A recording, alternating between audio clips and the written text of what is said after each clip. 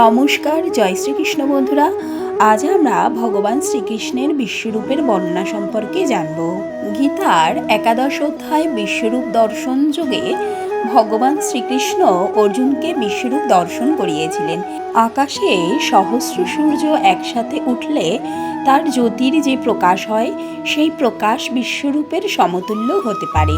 বিশ্বরূপের মধ্যে দ্বাদশ আদিত্য, অষ্টবসু, একাদশ রুদ্র, অশ্বিনী কুমারদ্বয়, ৪৯ মরুদ্গণ ছিলেন। অনেক মুখ ও অনেক চোখ বিশিষ্ট, বহু বাহু বিশিষ্ট, বহু চরণ, বহু পুরুষ, ভয়ানক দাঁত, জ্বলন্ত মুখ, অদ্ভুত আকৃতি বিশিষ্ট, আশ্চর্যজনক রূপ, যেখানে বিশ্বব্রহ্মাণ্ড ও খণ্ড খণ্ড হয়ে বিভক্ত শ্রীকৃষ্ণের শরীরের মধ্যে অবস্থান করছেন। সৃষ্টিকর্তা ব্রহ্মা, মহাদেব, সমস্ত ঋষি ও সর্পগণ এই রূপের মধ্যে অবস্থান করছিলেন। এই রূপ দেখে অর্জুন ভীত হয়েছিলেন। আমার ভিডিওটা ভালো লাগলে লাইক, শেয়ার, কমেন্ট, সাবস্ক্রাইব করবেন। ধন্যবাদ।